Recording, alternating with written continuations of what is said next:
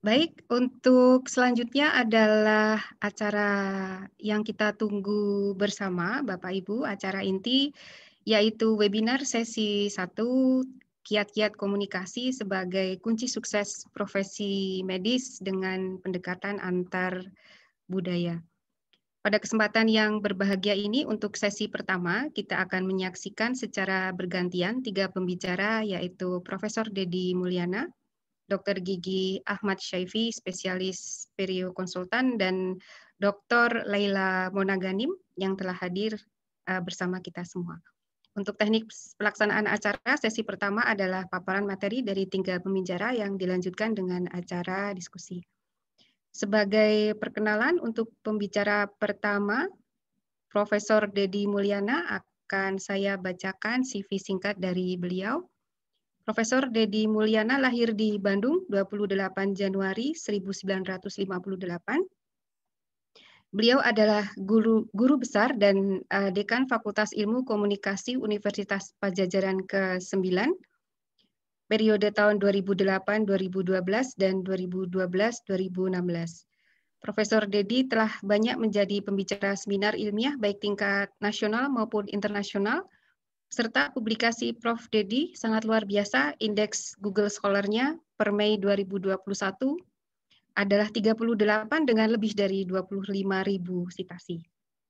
Prof. Dedi meraih gelar sarjana dari Fakultas Ilmu Komunikasi di Universitas Padjadjaran, kemudian MA dari Northern Illinois University Amerika, serta PhD dari Monash University di Australia.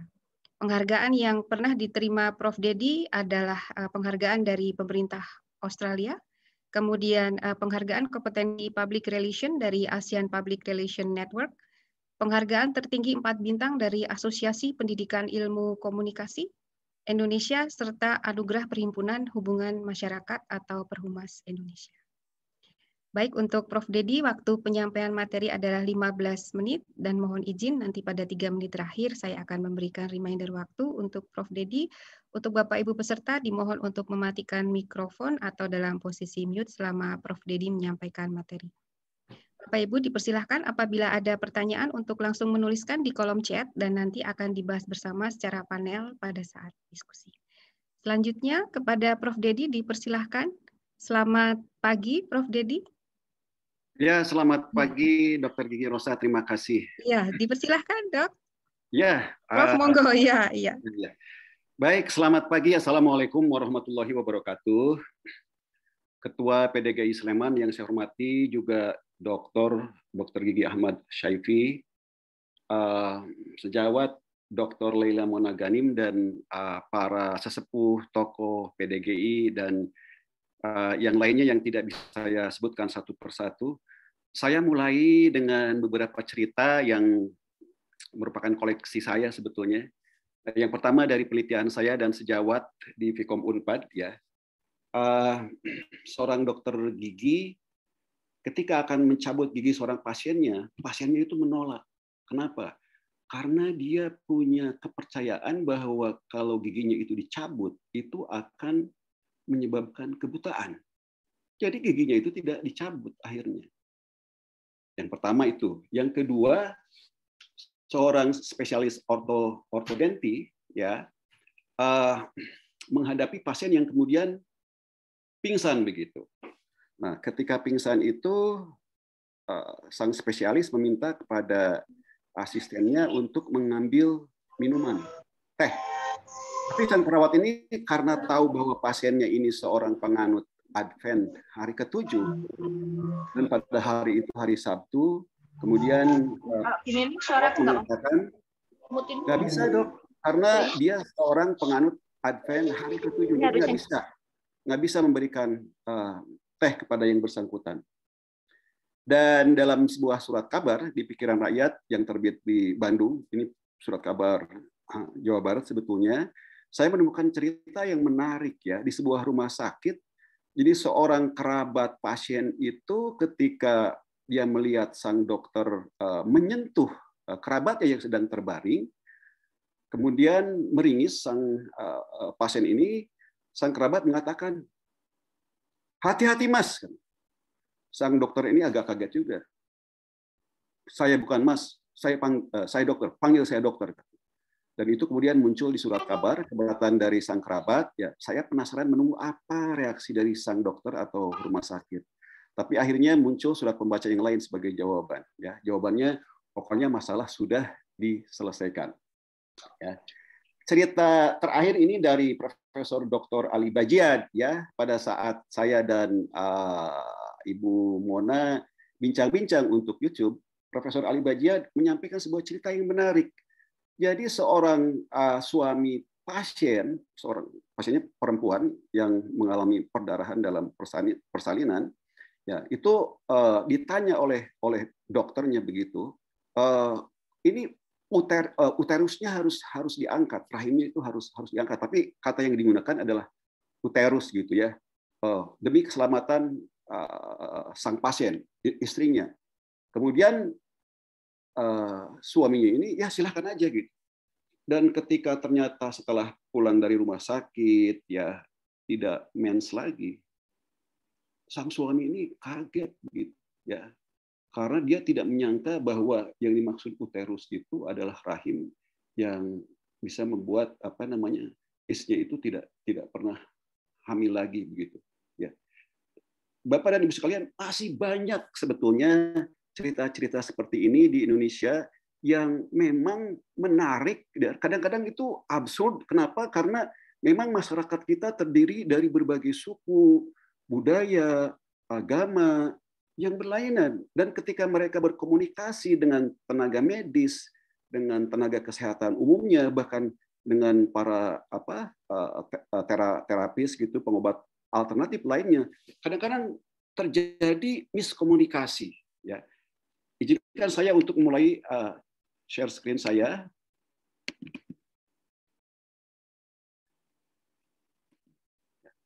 Nah, jadi melihat keragaman masyarakat Indonesia tidak mengherankan bahwa berdasarkan survei tahun 2017, mungkin sekarang pun tidak banyak berubah, 32% penduduk Indonesia melakukan pengobatan ritual. Dan ini yang sering disebut sebagai sistem perawatan personalistik. Ya. Kemudian 22,3% penduduk memilih pengobatan herbal. 280.000 pengobat tradisional yang memiliki 30 keahlian di Indonesia. Dan tentu sisanya adalah para pasien yang datang ke dokter atau dokter gigi yang merupakan paradigma atau yang menganut paradigma atau pendekatan biomedis yang ilmiah, objektif, dan lain sebagainya. Tapi dibandingkan dengan pasien-pasien yang datang ke orang-orang yang menganut di luar biomedis, ya ternyata juga relatif besar, cukup menarik begitu. Nah, ternyata kalau kita teliti, ya kenapa banyak juga pasien yang tidak pergi ke sistem biomedis, tidak pergi ke dokter ahli, spesialis, atau mungkin ke dokter gigi, ya tidak mau dioperasi, tidak mau datang ke apotek, tidak mau datang ke lab dan lain sebagainya. Itu karena meskipun belum ada penelitian yang konklusif, ya, tapi data menunjukkan setiap tahun itu 1 juta orang Indonesia itu pergi ke luar negeri, khususnya ke Singapura dan Malaysia. Ya, dan itu bukan karena dokter di Indonesia itu kurang kompeten, tetapi ternyata ya karena mereka merasakan pasien ini bahwa pelayanan atau khususnya komunikasi yang dilakukan oleh tenaga medis ini kurang memuaskan, kurang efektif. Dan ini juga pernah ditegaskan oleh Profesor Dr. Wimpy Pangkahila, ya. Yang mengatakan bahwa memang problem utama dari komunikasi yang kurang efektif ini adalah karena memang kurang efektifnya dokter dalam berkomunikasi dengan pasien, ya seperti dikatakan oleh Dr. Wimpy Pangkahila. Nah,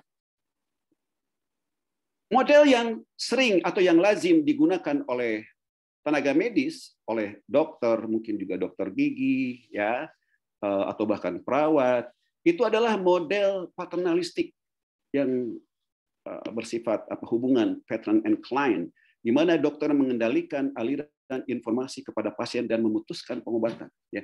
Jangankan di Indonesia, sebetulnya di negara-negara yang sudah maju seperti Amerika, begitu ya, yang tingkat demokrasi itu lebih tinggi dari kita, memang model ini juga dominan. Tapi saya yakin, ya, di kita ini lebih dominan lagi. Kenapa? Karena Indonesia adalah negara yang memang menganut atau mewarisi budaya paternalistik untuk tidak mengatakan feodalistik, ya. Ada juga model yang kedua yang disebut model cerdas atau inform model, di mana dokter menyampaikan semua informasi yang diperlukan mengenai manfaat dan risiko berbagai pengobatan berdasarkan bukti yang sah kepada pasien. Lalu pasien yang memutuskan apa yang terbaik baginya, begitu ya. Nah, sebetulnya yang ideal itu adalah model ketiga dan model keempat, di mana dokter ada dalam hubungan yang kurang lebih setara. Artinya setara dalam berkomunikasi, bukan setara dalam status sosial. Jadi empati dari dokter gigi terhadap pasien itu tinggi, gitu ya. Berusaha untuk melihat situasi itu dari sudut pandang pasien, apa agamanya, apa bahasanya, nilai-nilai yang dianutnya, dan lain sebagainya. Sehingga yang terjadi adalah komunikasi yang bersifat dialogis, bukan komunikasi yang bersifat monologis. Jadi pengobatan itu biayanya berapa, jenis-jenis obat apa, apakah obatnya generik atau obat dari luar negeri, ya, itu diputuskan bersama. Nah, jadi sebenarnya dalam perawatan kesehatan itu ada tiga sistem atau tiga paradigma perawatan. Yang pertama sistem biomedis, yang kedua sistem personalistik, dan yang ketiga sistem naturalistik.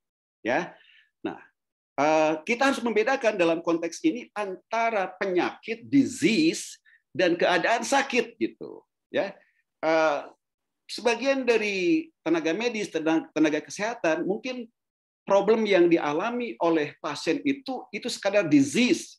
Ya, COVID-19 itu disease kalau itu hanya menyangkut penyakit yang disebabkan oleh virusnya, ya, SARS-CoV-2 itu, gitu.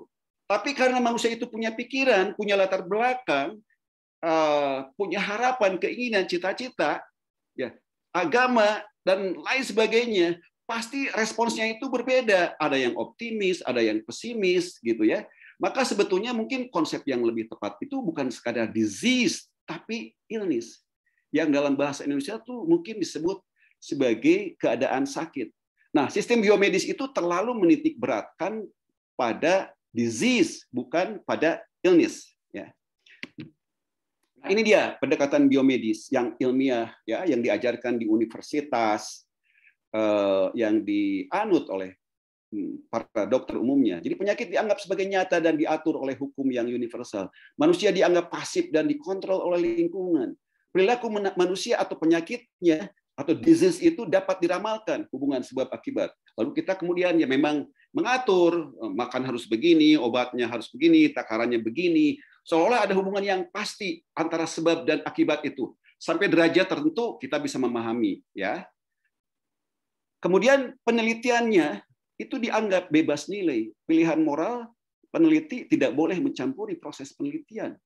Tapi saya menemukan bagaimana dalam penelitian kami itu, ya, seorang dokter spesialis itu tidak menemukan apa-apa pada pasien itu. Lab menunjukkan semuanya serba baik begitu. Ketika dokter itu kemudian dia berkeras, sebetulnya ada apa? Coba Bu, mungkin ada satu cerita atau pengalaman yang bisa membuat ibu seperti ini. Dia akhirnya cerita, "Ya dok, saya tuh punya rahasia," katanya. "Saya ini seorang penjual emas.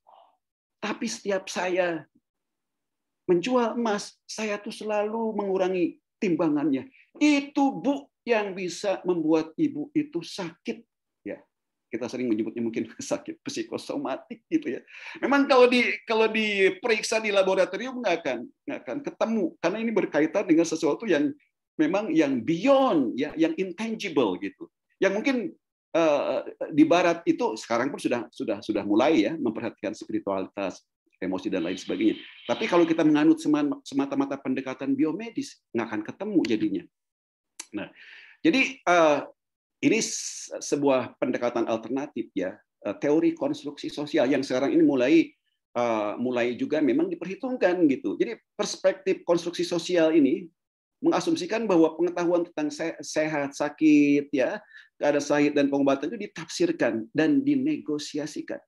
Mereka memproduksi dan mereproduksi makna kondisi sakit mereka yang boleh jadi berkaitan dengan kondisi keluarga si pasien, ya, kehidupan sosial, mungkin dalam pekerjaannya, budaya, politik, dan keagamaannya.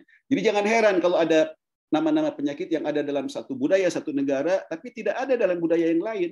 Ya, contoh yang ya memang agak klise sih sebetulnya, penyakit masuk angin gitu. Penyakit masuk angin itu apa coba?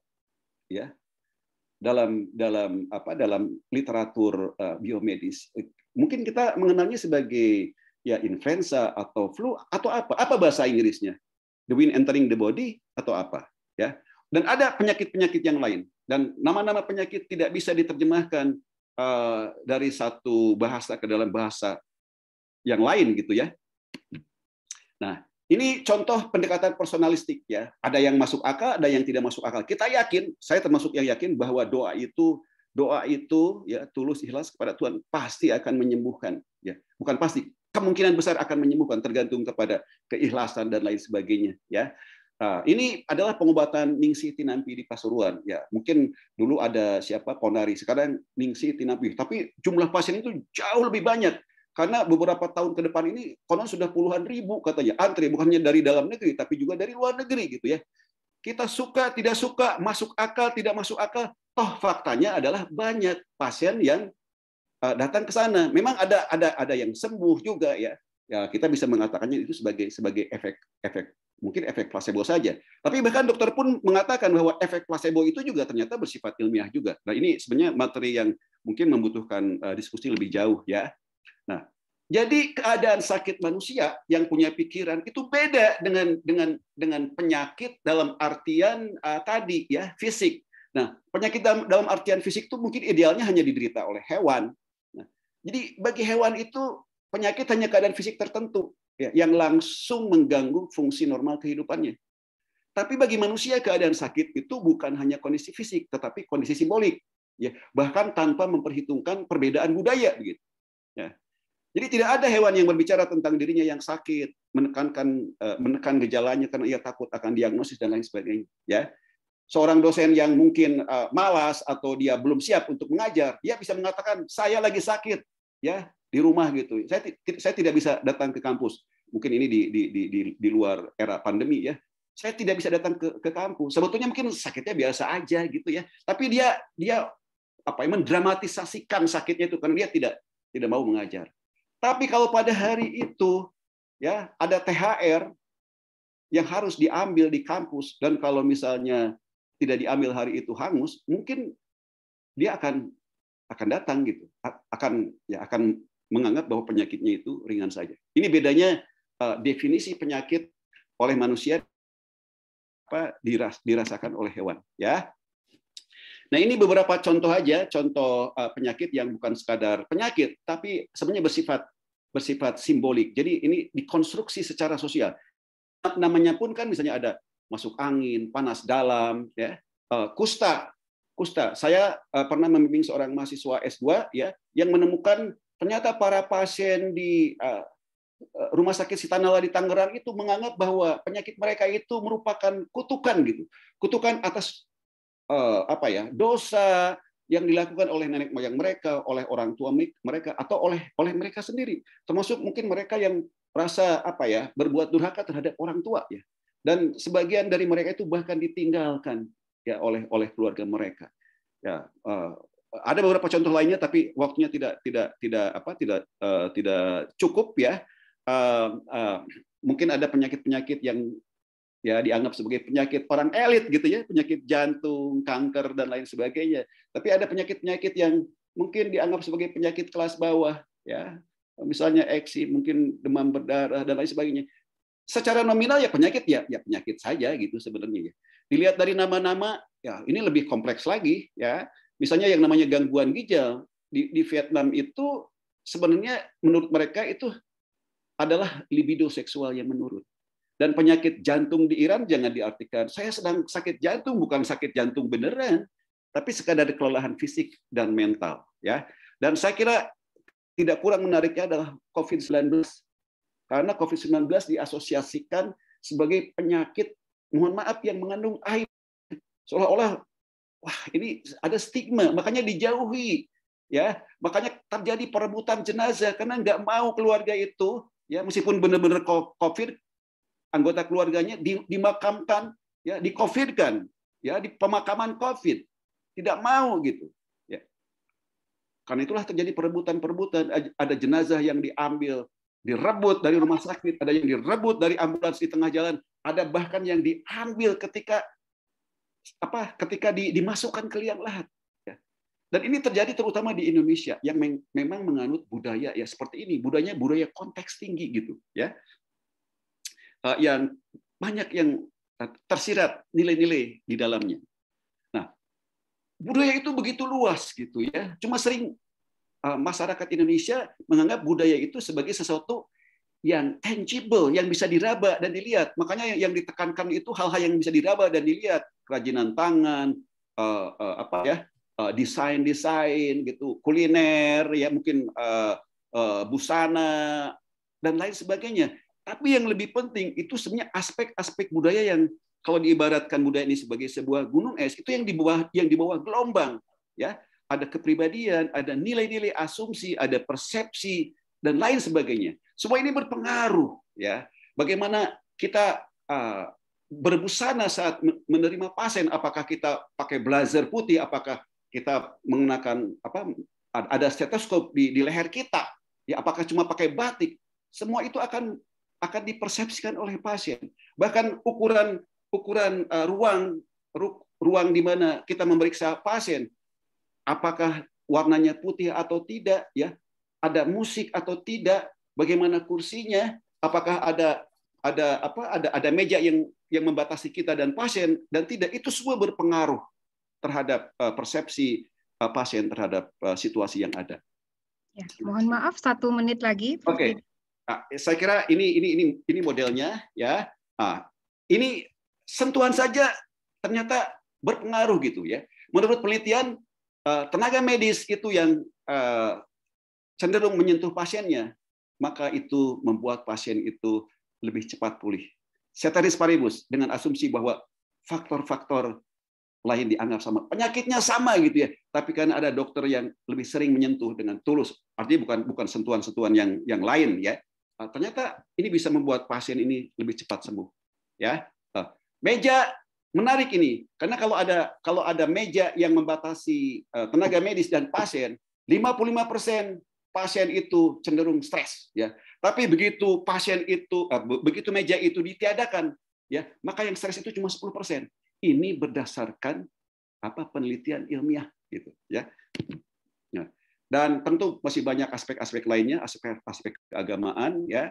Tapi tentu ini waktunya tidak cukup. Tapi yang pasti adalah bagaimana masyarakat Indonesia itu misalnya menghadapi COVID-19, ada istighosah seperti yang dilakukan di Bandung, ya. Tapi kalau di Inggris ternyata ada rumah sakit yang tidak membolehkan dokter itu untuk mendoakan pasien. Bayangkan, itu dilarang gitu. Kalau di kita mah biasa kan, dokter berdoa ya, Bismillahirrahmanirrahim ketika akan mengobati pasien, ya, atau memohon doa kepada dokter, kepada siapapun, ya.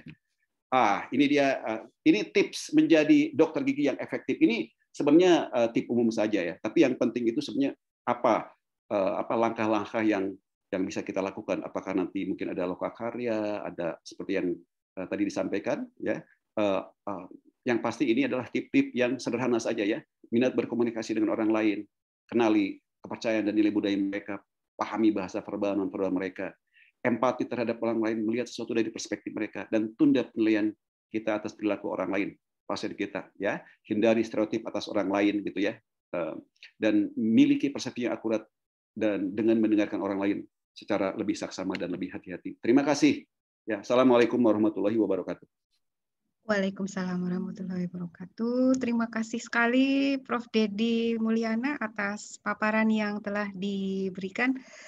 Ya, untuk Bapak Ibu sejawat, bila ada pertanyaan dipersilahkan untuk menuliskan di kolom chat. Baik, untuk pembicara kedua adalah Dr. Gigi Ahmad Syaifi, spesialis perio konsultan. Sebelum kita hadirkan Dr. Ahmad Syaifi, saya akan membacakan CV singkat beliau. Lahir di Jember, Jawa Timur, 10 Juni 1961. Dr. Ahmad Syaifi menyelesaikan pendidikan kedokteran gigi di Universitas Gadjah Mada dan telah aktif menulis sejak masih duduk di bangku kuliah.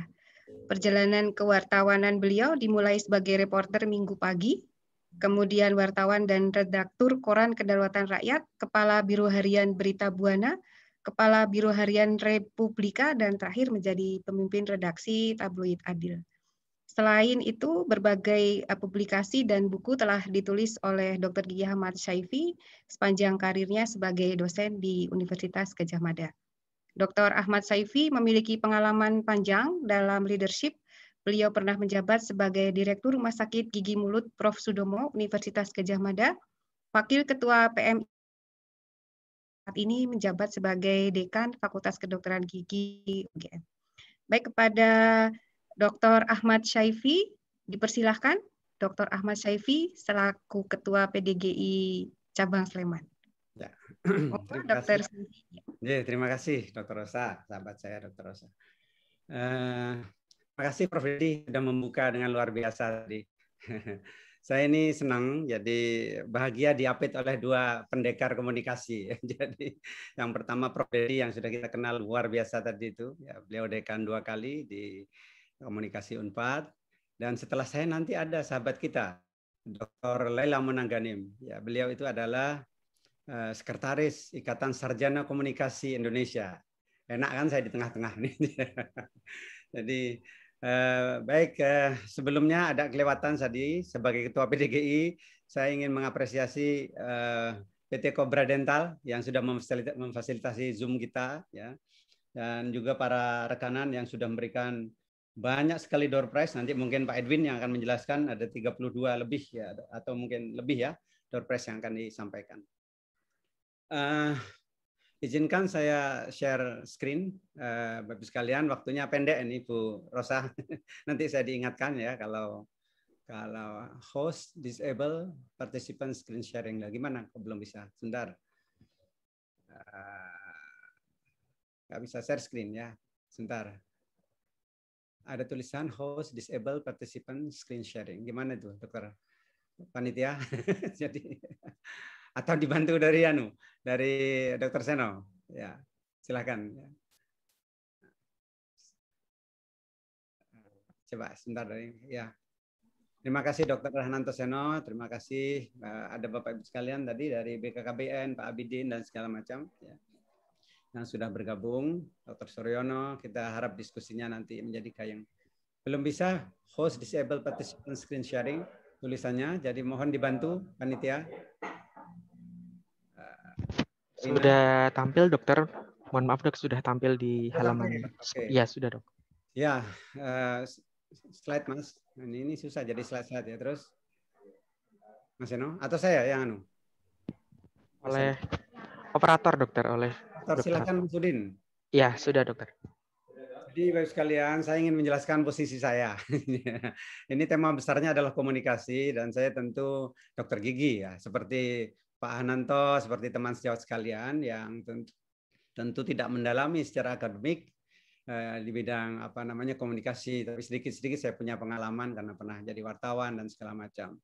Ceritanya saya ini dihubungi oleh Dr. Laila untuk Zoom, untuk konten YouTube beliau. Kebetulan saya juga berkontribusi, diajak juga oleh Dr. Laila dan Prof. Dedi di buku itu. Buku sangat bagus dan komprehensif komunikasi kesehatan. Ya. Nanti ada door prize untuk ini. Teman-teman, ada sekitar 8, kita dikirimi 20, tapi yang 2 untuk sekretariat Pak Anufulela. Jadi dihubungi, lalu saya bilang ini kan menarik, ada pakar, ada Prof. Dedi, ada Dr. Lela, lalu saya akan diwawancarai, saya balik aja ya, beliau kita mohon untuk sharing ya kepada kita semua dalam forum yang lebih luas, lalu bicara tentang PDGI Sleman, lalu ditangkap ya, oleh teman-teman, lalu menjadilah acara kita ya seperti siang hari ini. Lalu siapa mewakili masyarakat umum begitu. Kebetulan kita punya hubungan dekat dengan Mas Butet. Terima kasih Mas Butet kalau sudah bergabung. Saya telepon Mas Butet, ya, tolong atas nama budayawan, ini kan topiknya budaya, dan juga apa namanya pengguna jasa dokter dan dokter gigi, Mas Butet bisa hadir. Beliau bilang ya kalau Pak dokter saya yang minta ya saya nggak bisa nolak. Jadi nah, kemudian bisa apa namanya bergabung. Baik, slide. Ya, ini adalah apa namanya berita di dalam apa namanya Detik News dan Detik Health di kurun waktu yang berbeda. Satu 2007 kalau tidak salah, yang lainnya 2017. Ya. Yang penting dari sini menggarisbawahi apa yang disampaikan Prof. Dedi bahwa malpraktek. Tuduhan yang paling menakutkan kita itu, ya Prof. Dedi, kalau dokter sudah dituduh malpraktek, ya belum dibuktikan, kalau sudah dipublish itu reputasinya langsung rontok. Jadi kita itu ya dituduh malpraktek. Jadi malpraktek terjadi karena kurangnya komunikasi pasien dan dokter. Itu 2007. 2011 sama, dugaan malpraktek ya. Ini sumbernya Ali Basdian Aba ya kalau tidak salah, itu MKDKI, bahwa aduan-aduan apa namanya malpraktek ya, ini sekali lagi bahasa pasien itu ke apa namanya ke PDGI itu 80%, sekitar 80% sebetulnya hanya kurangnya komunikasi. Hari-hari ini Bapak sekalian, saya didatangi oleh pasien yang berkasus ya, merasa apa namanya ada gigi goyah, kemudian giginya dilekatkan oleh dokter gigi tertentu, kemudian masih goyah lagi, akhirnya dicabut. Ya kira-kira gitu. Ini sampai kasusnya masih belum saya bawa ke PDGI, Bu Rosa. Nanti kita bawa. Lalu dia datang ke fakultas, ke rumah sakit sebetulnya ke RSGM, tetapi oleh RSGM dikirim ke lantai 2 ke Mas Budi. Mas Budi bingung, ini apa Pak Dekan? Pak ada laporan kayak gini. Oh rupanya karena Pak Dekan juga ketua PDGI. Jadi dia mengatakan kami dimalprakteki oleh dokter itu. Karena digoyah, dikencengin, lalu satu ketika dicabut. Lah kok dicabut? Ya memang kalau goyah lama-lama dicabut, lalu dibuatkan gigi palsu, dan dia kemudian merasa apa dirugikan. Ya ini apa namanya mungkin dokter sudah melakukan dengan tepat, tapi mungkin kurangnya komunikasi itu menyebabkan hal-hal yang semacam itu. Maka komunikasi itu menjadi penting. Slide berikutnya. Ya. Mau ikut nggak? Nah, itu lek cepetan sarapan orang buka nutup ono kuwi. Adek. Hari ini saya bisa membaca dengan jelas. Maaf. Si disable ya.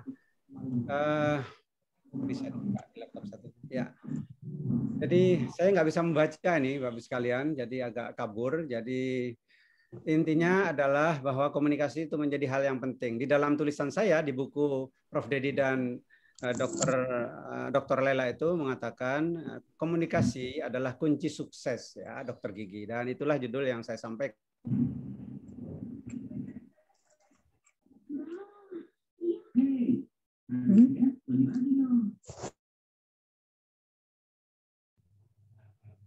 Suaranya, Dok. Oh, kenapa ya? Saya nggak mute ya, ke-mute sendiri. Ya. Mohon maaf. Jadi itu ya. Jadi ini saya tidak terlalu bisa membaca. Slide berikutnya saja. Mari silakan. Sebentar. Ya. Slide berikutnya. Ya. Ini Bapak sekalian beberapa hal yang dikhawatirkan pasien saat berkunjung ke dokter gigi. Ini menjadi apa namanya hal yang penting untuk kita pahami bersama. Pasien itu biasanya kurang mendapat perhatian, jadi khawatir ya. Apa yang dikhawatirkan jangan-jangan kurang mendapat perhatian. Itu hubungan yang paternalistik tadi itu saya kira menyebabkan posisi pasien menjadi sangat rendah, sementara posisi dokter menjadi sangat tinggi ya Prof. Dedi tadi itu. Jadi khawatir kurang mendapat perhatian dari dokter gigi. Yang kedua, kekhawatiran kurang paham dengan apa yang disampaikan. Tadi beberapa contoh, uterus, beberapa contoh yang kemudian dikomplain oleh pasien itu karena istilah-istilah ya. Kalau kita giginya nih gangren atau giginya sarafnya mati. Nah, kalau orang dengar sarafnya mati atau pulpitis kemudian irreversible kemudian dimatikan. Ini sarafnya harus didevitalisasi, dimatikan. Pasien itu, loh saraf saya kok dimatikan dan sebagainya. Ini mesti komunikasi yang bagus ya. Dan itu yang dikhawatirkan oleh pasien ketika berhadapan dengan dokter. Yang ketiga, khawatir dokter gigi tidak dapat fokus ya dan sesuai dengan memberikan terapi ya. Ya, saya kira kalau dokter-dokter yang sibuk ya, Pak Ketua MKDKI menyebutkan mengapa komunikasi itu tidak terjadi dengan baik. Ini penyebab utamanya atau biasa terjadi pada dokter-dokter yang sibuk, yang pasiennya banyak. Jadi sehingga dikejar tayang, waktunya tidak boleh lama-lama, lalu menjadi sangat pendek keterangan-keterangannya, bahkan tidak menatap pasien dengan cukup, tidak berdialog karena komunikasi bisa secara verbal dan non verbal sebetulnya. Slide berikutnya. Ya, nah ini Bapak sekalian, WHO itu mengidealkan dan ini menjadi acuan dari seluruh Fakultas Kedokteran Gigi bahwa tujuan atau profil dokter gigi yang diharapkan lulus dari institusi pendidikan itu adalah profil dokter gigi yang memiliki 5 star dentist ya. Ada care provider, ada community leader ya, ada manager, ada decision maker. Ada communicator. Nah, saya merenungkan Bapak Prof. Dedi bahwa dari 4 itu, jadi decision maker, care provider, ada community leader, manager, semuanya itu kuncinya itu hulunya adalah di komunikasi.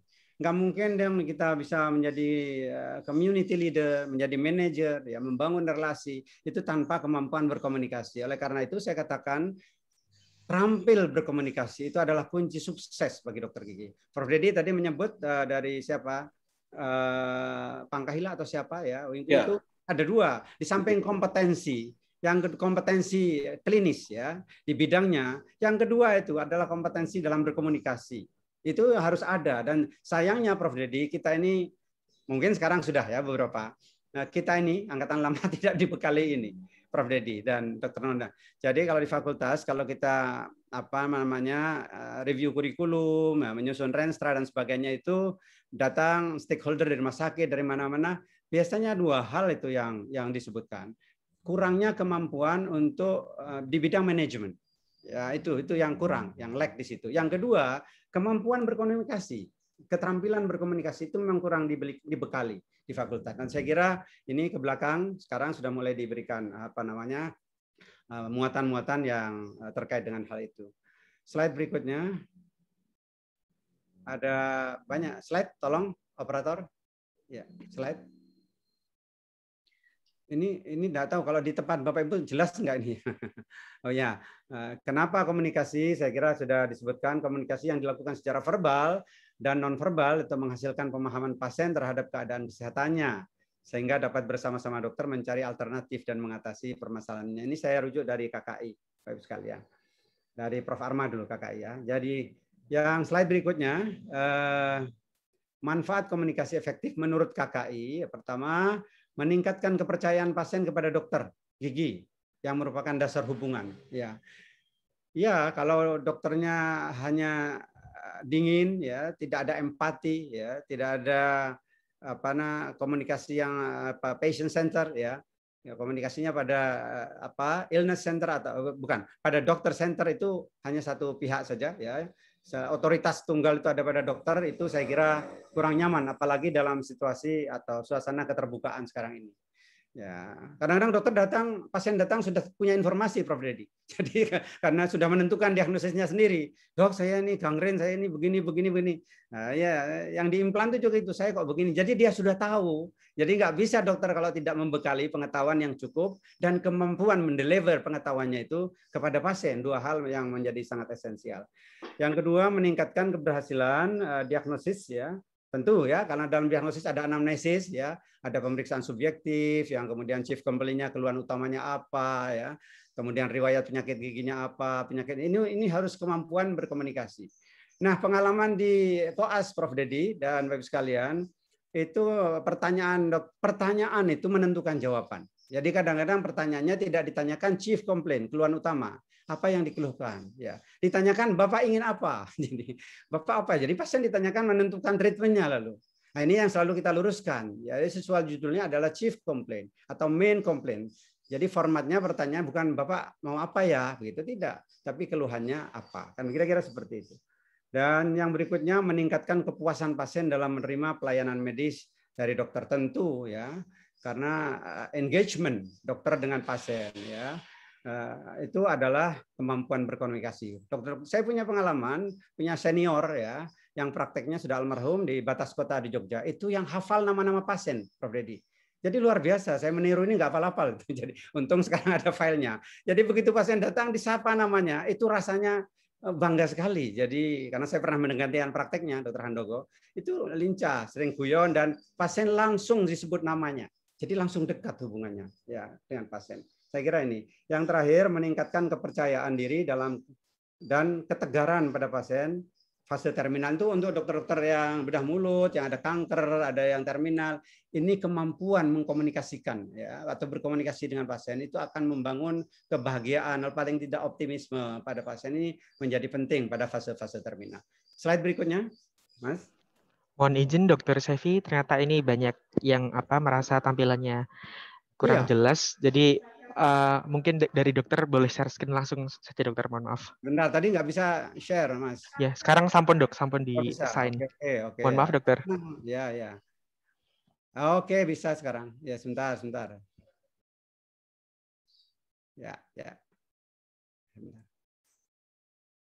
Oke. Nah, sebentar ya.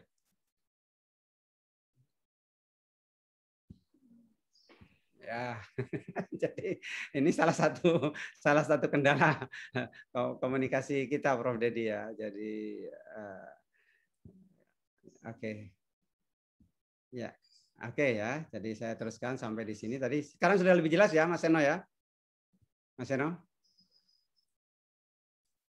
Oke. Masih belum dok, mohon maaf dokter, belum keluar dokter. Oh sudah di sini ya, sebentar, maaf. Bentar. Ya, sayang ya. Sebentar Mas. Ya sambil disiapkan ini saya didampingi. Jadi Bapak sekalian, sebentar sampai mana itu?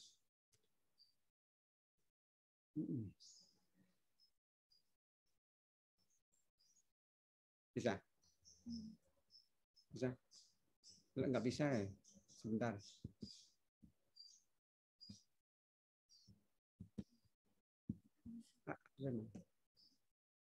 Ya, itu sayang ya. Bisa.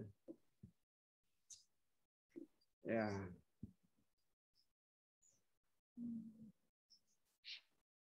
Sebentar Mas. Baik, jadi secara khusus ya hubungan interpersonal dokter dengan pasien yang baik akan menentukan satu sikap pasien dalam menerima diagnosis ya, dalam menjalani pengobatan ya, dalam melakukan perawatan diri dan mematuhi anjuran. Bisa ya? Sudah bisa Mas Seno? Sudah sangat jelas dokter. Oke ya, terima kasih. Bentar dulu. Bentar. Ya, oke ya. Oke. Nah, ini saya lanjut aja. Ini apa ini? Oke. Nah, faktor-faktor yang mempengaruhi efektivitas komunikasi dokter gigi dan pasien ya. Ini Prof. Dedi, jadi Bapak sekalian, karakteristik jadi grogi ini dokter. Jadi jenis kelamin juga ternyata mempengaruhi ini menurut jurnal tahun 2000 ya. Dan pengalaman dokter. Maka dokter-dokter kadang-kadang pasien masih pengalaman kalau di Jogja ya, klinik-klinik, wah dokternya masih muda-muda gitu. Kadang-kadang ada keluhan. Padahal yang muda-muda ya, pengalamannya, informasinya ya jadi banyak juga, makan lebih banyak ya, lebih update ya. Tetapi senioritas itu masih juga menjadi pertimbangan pasien ya. Ya mempengaruhi hubungan dokter pasien. Jenis kelamin juga ya karena masih ada misalnya untuk urusan cabut itu lebih preferensinya ke dokter laki-laki dan sebagainya itu ya. Karakteristik pasien juga mempengaruhi ya efektivitas komunikasi itu. Jenis kelamin, kelas sosial, Prof. Dedi juga sudah menyebutkan seperti itu karena sebetulnya penyakit itu mempunyai aspek yang banyak sekali. Ya, kita dapat melihat penyakit dalam hubungannya yang luas, sejarahnya, evolusinya, distribusi dan ekologinya ya. Kita juga dapat melihat penyakit ya, termasuk penyakit gigi dan mulut sebagai gangguan keseimbangan biologis ya, atau sebagai peristiwa sosial tadi saya sebutkan ya. Kita lihat bagaimana reaksi suatu populasi terhadap suatu penyakit atau bagaimana interaksi antara penyebab penyakit ya dengan suatu populasi. Kita juga dapat melihat suatu penyakit secara lebih sempit dan mendalam. Misalnya hanya berkisar pada sebab ya, etiologi ya, gejala, akibat, dan seterusnya, bahkan sampai ke tingkat seluler. Nah, perspektif melihat penyakit ini, kalau di kita dokter gigi lebih pada yang terakhir ya, dalam hal yang sempit, ya, Prof. Dedi diingatkan tadi bahwa orang pasien itu punya latar belakang budaya, ya, punya status ekonomi, status pendidikan, punya budaya yang bermacam-macam, yang mempengaruhi persepsi sakit dan persepsi sembuh. Maka orang datang ke dukun itu tadi disebutkan, atau pengobat tradisional itu, lalu mereka mendapatkan aura positif ya, mendapatkan harapan-harapan yang besar. Ya, saya punya pengalaman istri itu ya mengalami gangguan di lambung, lalu dokter mengatakan hati-hati suatu saat bisa jadi kanker. Nah itu makin sakit ya. Lalu nggak mau lagi ke dokter. Betul, pindah ke dokter lainnya sama, dokternya itu nggak pernah menatap dok. Jadi pokoknya hanya nunduk terus ya mohon maaf ini memang begitu. Jadi ya kadang-kadang dokter yang sibuk dia hanya menunduk menanyakan ya ini ya nggak usah ditanya, nanti lihat hasil lab dulu deh gitu. Cara-cara komunikasi yang saya kira perlu dibangun ya. Karena bukan hanya memperbaiki attachment kita dengan atau engagement dengan pasien, tetapi juga penting ya bagi kita untuk menemukan diagnosis yang tepat dan kepatuhan pasien dalam menjalankan instruksi dan seterusnya saya kira. Perbedaan antara kedua pihak tadi sudah disampaikan Prof. Dedi, status sosial, pendidikan, sikap, keyakinan tadi ada contoh-contoh ya. Di mana itu yang tidak boleh berdoa dan sebagainya. Ada faktor situasional juga. Jadi ini kan penting Bapak sekalian. Jadi ada 4 elemen yang perlu kita pahami dan perlu kita latih bersama-sama. Kita lengkapi kompetensi kita untuk kepentingan kita masing-masing. Ya, saya kira itu. Mohon maaf 1 menit lagi. Oh, Dokter. 1 menit sebentar. Waduh. Ya kita diskusi aja lah. Kita terus ke belakang. Ini saya kira teori-teori ada ini. Jadi 4 langkah ya dalam melakukan komunikasi Bapak sekalian.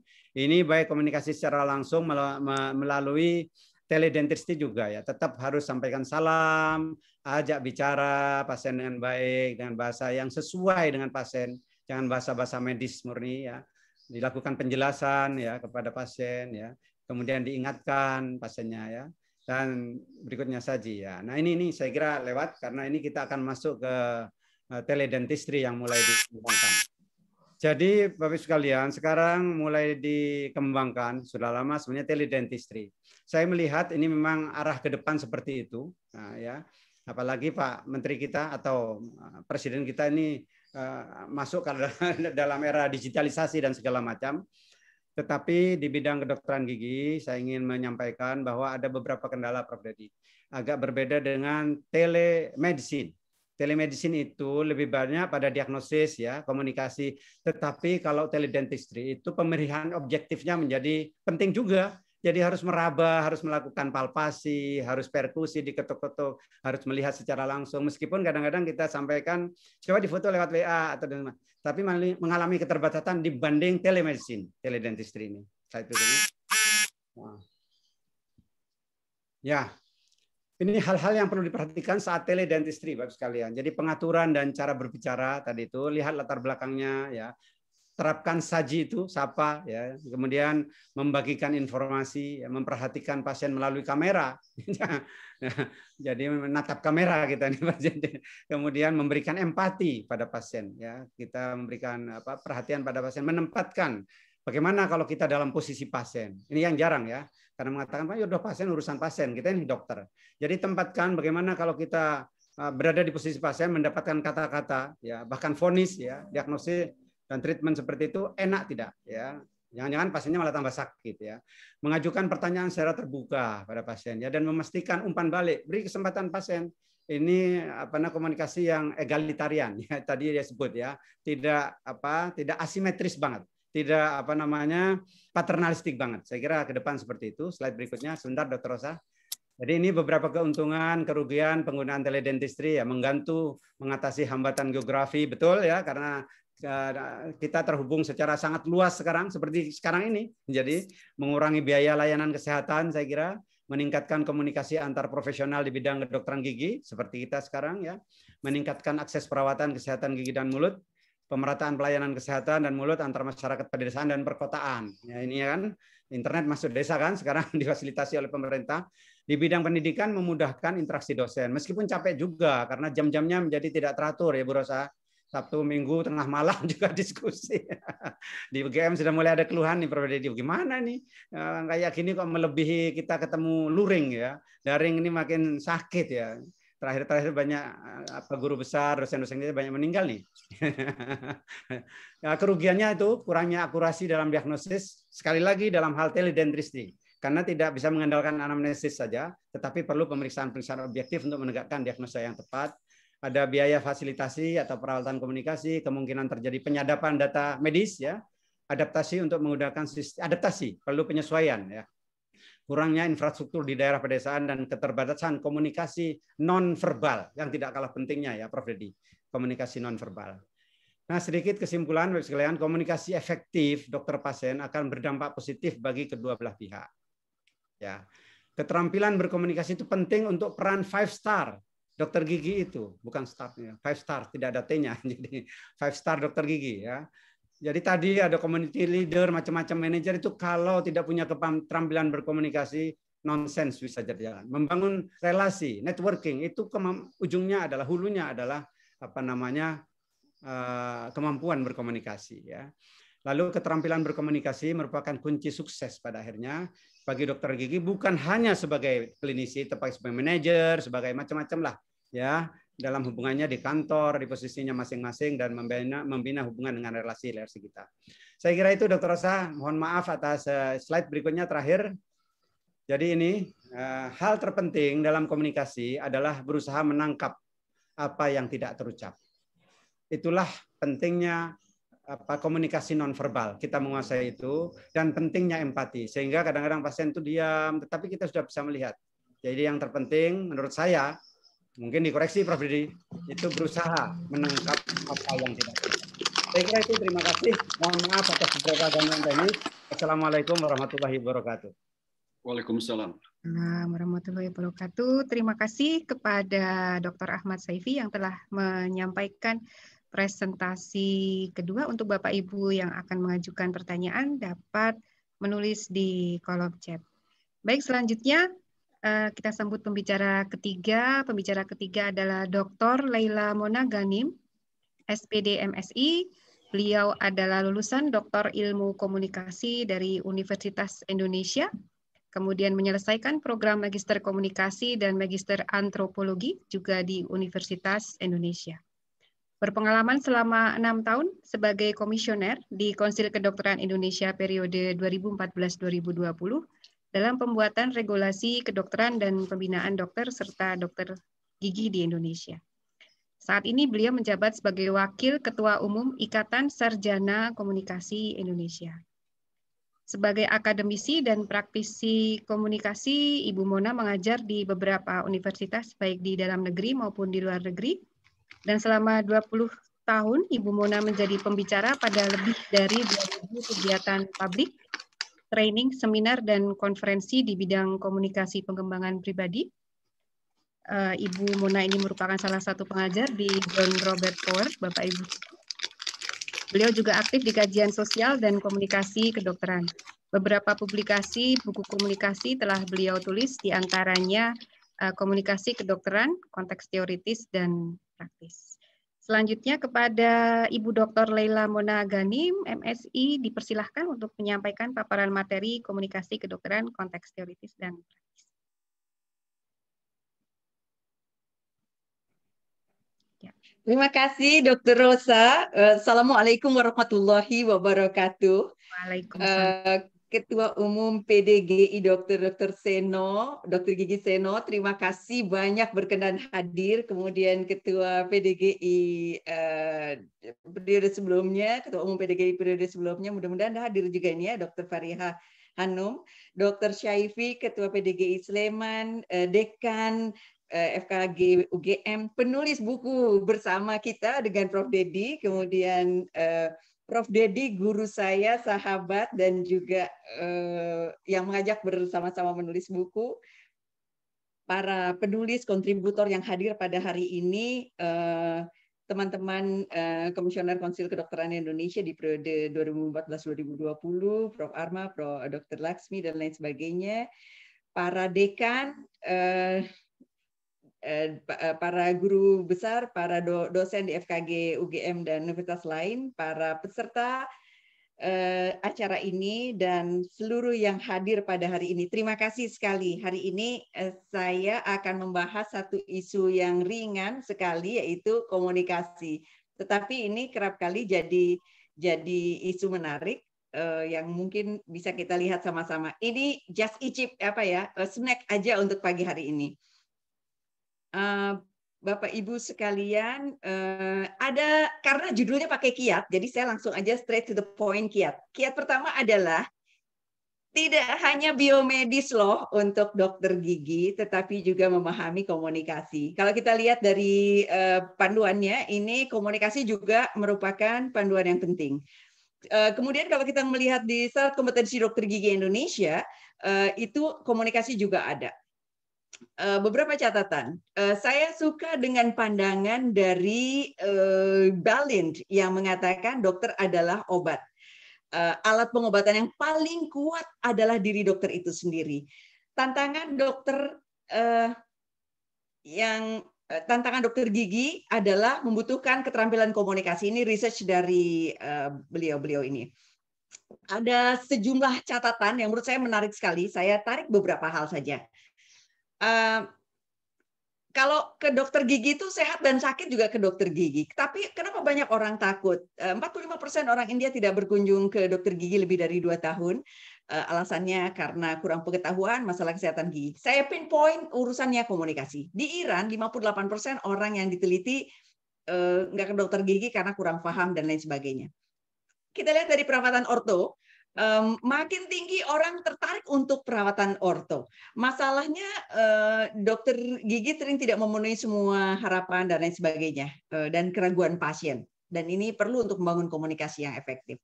Paradigma sehat dan paradigma sakit. Paradigma sehat itu adalah upaya yang seharusnya bersama-sama dari tenaga kesehatan, tenaga medis, narasumber kredibel untuk mendukung paradigma sehat. Dan ini dekat sekali dengan komunikasi.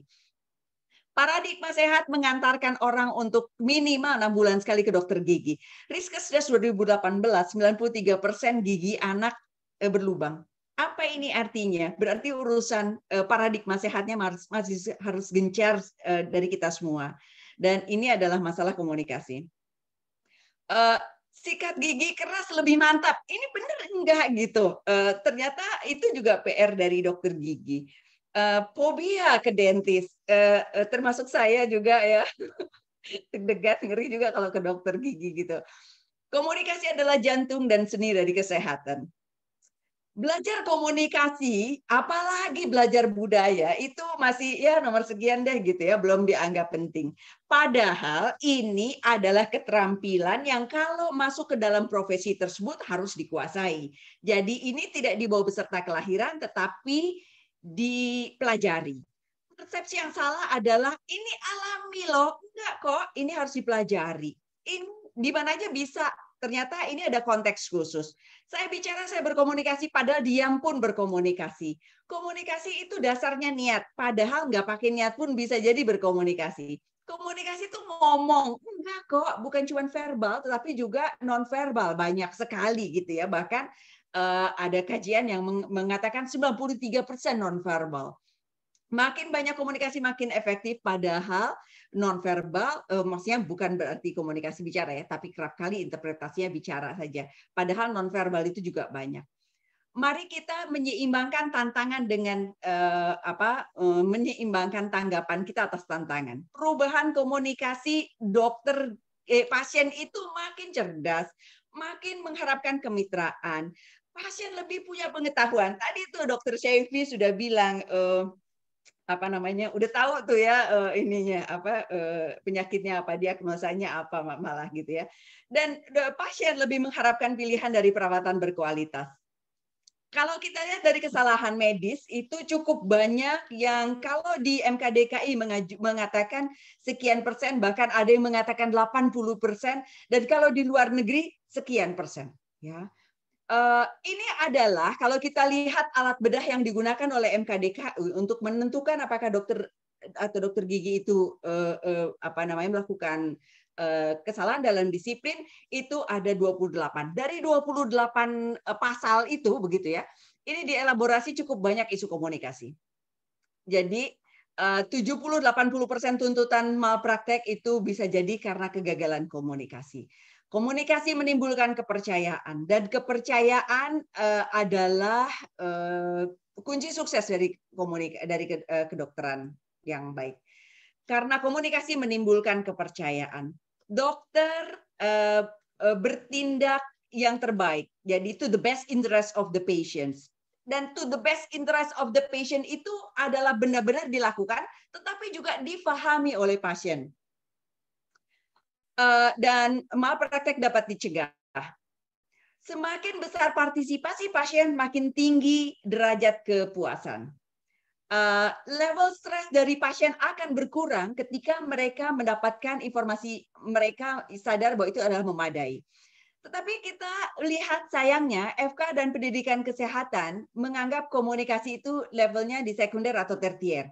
Di India misalnya, kebanyakan FK tidak diberi kesempatan keterampilan berkomunikasi. Di Amerika juga, nih saya nggak berani ngomong nih di Indonesia nih, ada dekan-dekan di sini ya. Keterampilan berkomunikasi dapat ditingkatkan asal belajar teknik yang relevan. Kiat kedua adalah keterampilan berkomunikasi. Komunikasi itu ada membaca, mendengar, bicara, membaca, menulis. Ya, konsensus Toronto mengatakan mendengarkan pasien salah satu kualitas dokter yang paling dibutuhkan oleh pasien. Ada buku yang menurut saya menarik, When Doctor Don't Listen, 75% orang tidak efektif dalam mendengarkan. Bukan nggak dengerin, tapi nggak efektif dalam dengerin. Dokter juga, ini terkait dengan bicara, kerap gagal dalam mengatakan berita buruk misalnya ya, karena berbagai alasan. Dokter juga perlu CPD, dan itu belajar sepanjang hayat dan banyak sekali bicara harusnya. Dokter juga perlu keterampilan dalam menulis ya, tentu saja banyak sekali, apalagi akademisi. Di dalam komunikasi ada dua, satu dimensi isi, satu dimensi hubungan. Dimensi isi adalah kontennya, dimensi hubungan adalah interaksinya, dan itu berkaitan, nggak bisa kita pilih salah satu. Oh, saya omongin aja kontennya, nggak ada hubungan, ini nggak jalan. Nah, gimana caranya terhubung? Terhubung itu adalah komunikasi verbal dan non-verbal. Dimensi hubungan menciptakan saling pengertian yang dikomunikasikan secara egaliter dan etis. Pasien lebih percaya pada dokter gigi yang punya kemampuan dalam berkomunikasi, perawatan, dan kasih sayang. Ini adalah prinsip yang kita sama-sama yakini. Ada 4 prinsip penting yang melandasi komunikasi dokter pasien. Otonomi, beneficence, normal evidence, dan justice. Tapi kita lihat sebuah research. J. Katz mengatakan proses pengambilan keputusan dokter pasien. Katz mengkritik sikap dokter yang mendorong pasien meletakkan otonomi mereka. Udah deh, saya aja yang bikin keputusan.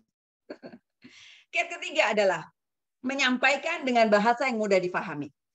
Di dalam berkomunikasi ada dimensi isi dan dimensi hubungan. Dimensi isi adalah kontennya. Komunikasi itu perlu sama makna. Di kepala saya jambu air, di kepala Bapak Ibu jambu air. Di kepala saya jambu batu, di kepala Bapak Ibu jambu batu. Nah, pilihan kata itu perlu bikin orang ngerti dan bikin orang enak dengernya gitu ya. Nah, ketika wawancara ini proses-proses verbal yang sangat banyak, kronologi, deskripsi, faktor yang memperburuk, gejala terkait, riwayat, dan lain sebagainya. Ini terkait dengan konten-konten substantif. Tapi si pasien dibilang gini nih, ini ngomong apa ya gitu. Yang tadi tuh Dr. Syafi bilang gangren ya, sarafnya mati. Waduh, berat bener ya. Marah karena nggak ngerti. Kemudian ini di akreditasi organisasi kesehatan, informasi kesehatan yang disampaikan melebihi kemampuan rata-rata orang Amerika. Dampaknya kegagalan berkomunikasi pada pasien akan kemampuan berbahasa Inggris yang dapat menimbulkan kematian. Kompleksitas bahasa, mari kita lihat. Dokter-dokter ini kerap kali ngomongnya untuk orang kelas 8, padahal nih pasiennya biasanya di kelas 4. Jadi memang ketinggian kalau ngomong. Jargon berlebihan, pasiennya bete ya. Terus pasien hanya paham 36% istilah. Ini masih harus dicek lagi ya, apakah di level mana nih yang paham 36 lagi. Sulit tidur misalnya, sulit tidur aja daripada insomnia. Kalian ngerti maksudnya apa? karies gigi berlubang. Apa sih bedanya gitu ya? Terus misalnya ya ada verbalnya mengatakan dengan bahasa daerah, kumaha ibu karaosna, enak tuh, adem gitu, atau dalam bahasa apa Jawa gitu ya. Dokter Sevi yang tahu ya. Pasien tidak menjelaskan keluhannya, dokter tidak bertanya secara detail, sama-sama gitu ya. Nah, pilihan kata ini saya suka sekali sama pernyataan Dokter Eri ya, yang menyebutkan seperti ini. Dari Trisakti. Beliau, saya bersihkan lubangnya ya, saya bor giginya ya, horor nih gitu ya ngedenger ini. Saya kebalkan gusinya ya gitu ya. Kemudian ini dari jargon, ulangi, pastikan pemahaman. Dokter bisa jadi tidak sengaja, tidak sadar, pasien tidak paham. Solusinya berbicara lebih paham, hindari jargon, ulangi poin-poin yang membantu, dan lain sebagainya. Kiat keempat, menguasai nonverbal.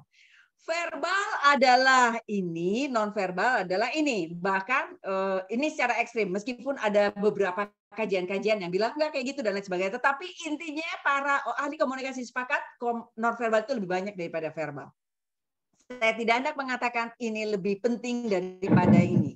Ya, nonverbal, sentuhan, kontak mata. Ketika dokter menjelaskan diagnosis, tiba-tiba kursinya turun. Itu kesannya kurang pede. Ya, kurang pandangan mata tadi tuh ya, kurang pandangan mata. Smile. Saya tanya sih sama seorang dokter, kenapa sih dokter nggak suka senyum? Guru saya juga kayak gitu katanya gitu. Kemudian tempat duduk ya, sama seperti yang tadi Prof. Dedi sampaikan. Tepukan di punggung, belayan lengan ya. Ini kita harus memahami juga sama keyakinan seseorang. Tetapi sentuhan kecil saja itu make a difference gitu loh, dampak emosional. Tenang ya gitu ya. Aduh, itu kayaknya keren banget tuh. Terus ini juga ya sentuhan nonverbal. Kemudian apalagi nih suaranya jadi nonverbalnya jadi berkurang karena menggunakan hazmat dan lain sebagainya. Ini yang perlu dokter sadari untuk tetap bisa menjalin komunikasi dengan efektif dengan pasiennya.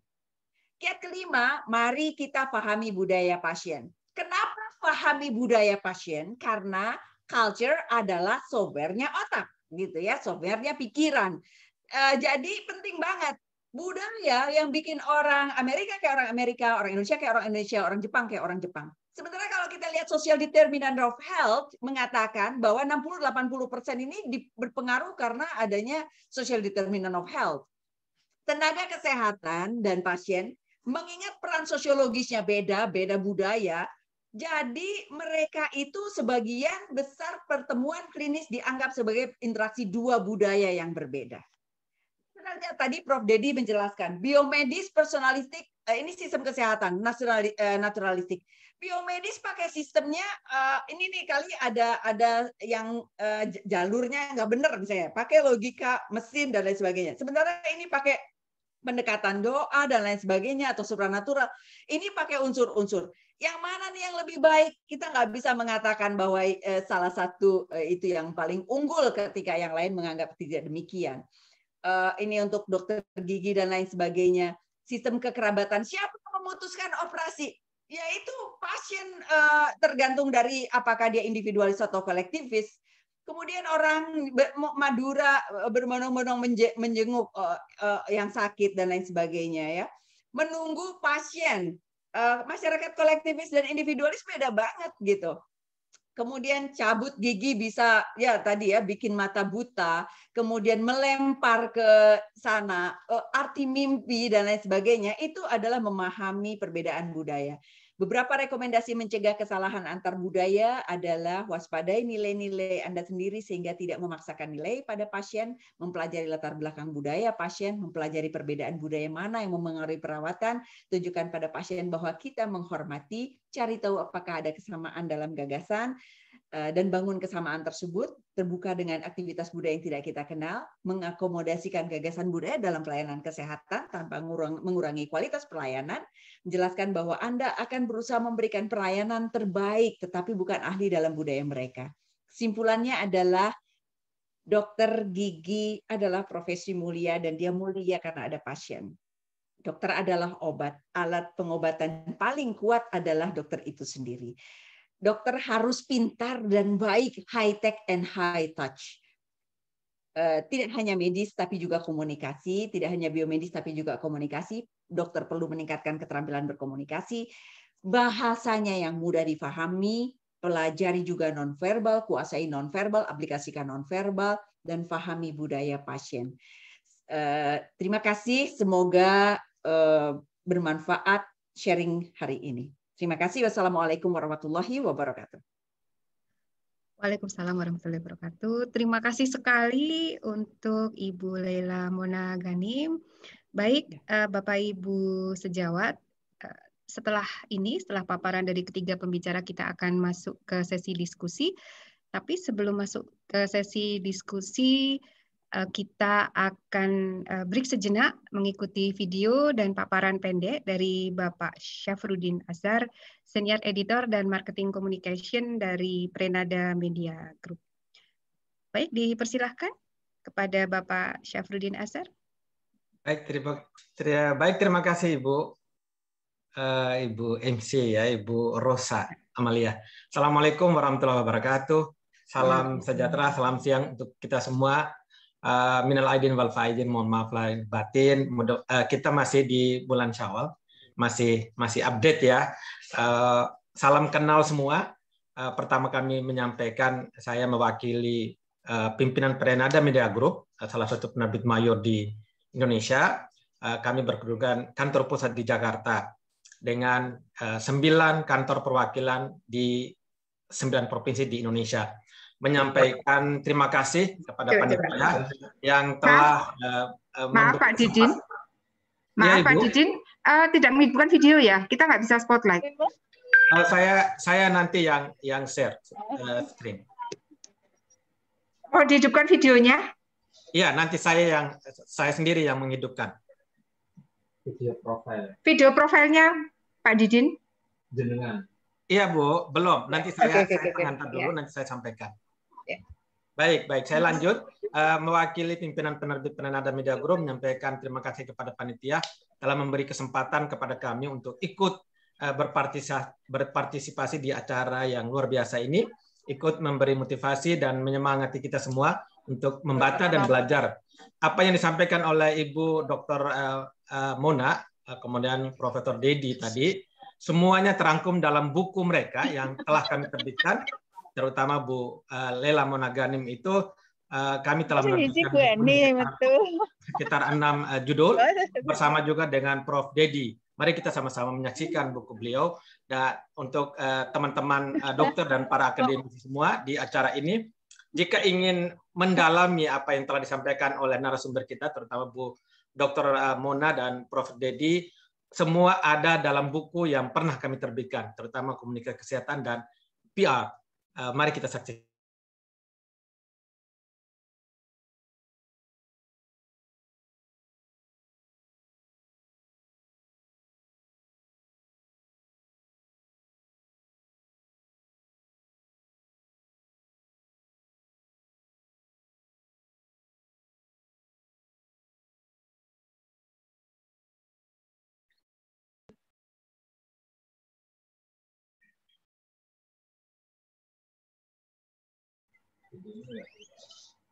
Bagaimana Pak Didin? Videonya sudah bisa?